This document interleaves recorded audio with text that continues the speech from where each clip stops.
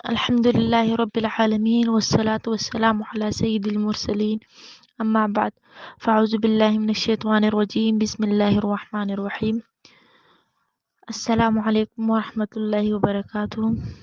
پیارے ناظرین، آج ہم آپ کو سورہ فاتحہ کی فضیلت کے بارے میں بتانا چاہتے ہیں. اگر صبح کے وقت اس مختصر سی سورت کو 4 بار پڑھا جائے تو دنیا اور آخرت میں اس سے کیا ثواب ملتا ہے، اور اس کے تمام تر فضائل آپ کو آج کی ویڈیو میں بتائیں گے. لیکن اس سے پہلے اگر آپ نے ابھی تک ہمارا چینل وظیفہ عالم سبسکرائب نہیں کیا تو ہماری آپ سے گزارش ہے کہ آپ سب سے پہلے ہمارا چینل وظیفہ عالم ضرور سبسکرائب کر لیں اور ساتھ ہی لگے بیل کے بٹن پر بھی کلک کر لیں تاکہ آپ کو ہماری ویڈیوز کا نوٹیفیکیشن بر وقت حاصل ہوتا رہے. سب سے پہلے بات کرتے ہیں سورہ فاتحہ کی فضیلت کے بارے میں. سورہ فاتحہ مکی ہے.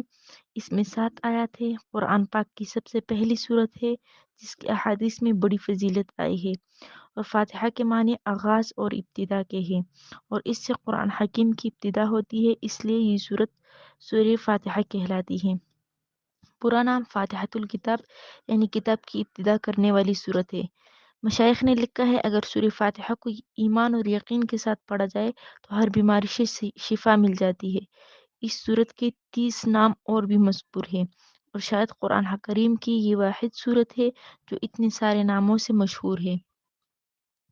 اور اس سورت کو ام القرآن بھی کہتے ہیں کیونکہ یہ سورت قرآن مجید کے تمام مضامین کا نچوڑ ہے اور تمام روحانی عقائد کی بنیاد ہے.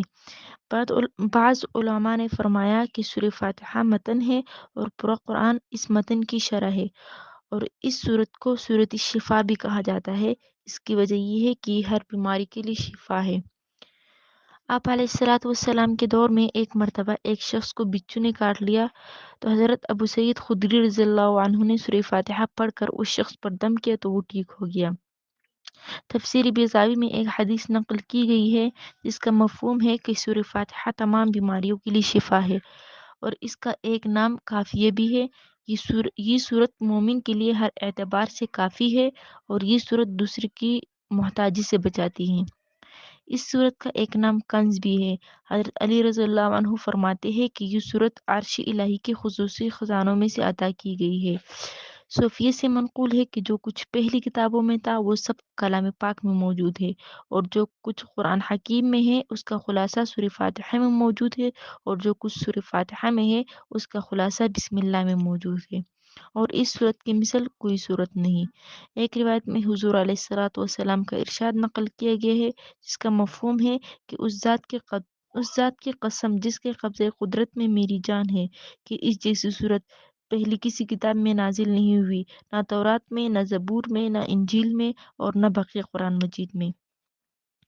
مشائخ نے لکھا ہے کہ اگر سورہ فاتحہ کو ایمان اور یقین سے پڑھا جائے تو ہر بیماری سے شفا ہوتی ہے، اور اس صورت سے بہت سے لوگ فوائد حاصل کر چکے ہیں جن کے واقعات موجود ہیں. اگر آپ کی کوئی حاجت پوری نہ ہوتی ہو تو ہر نماز کے بعد سجدے میں جا کر سورہ فاتحہ کو اس طرح پڑھے کہ جب ایاک نعبد و ایاک نستعین پر پہنچے تو اس لفظ کا 21 بار تکرار کریں، اور پھر سورہ فاتحہ مکمل کر کے سجدے سے سر اٹھائے اور اللہ تبارک و تعالیٰ سے اپنی حاجت کے لیے دعا مانگے. اللہ رب العزت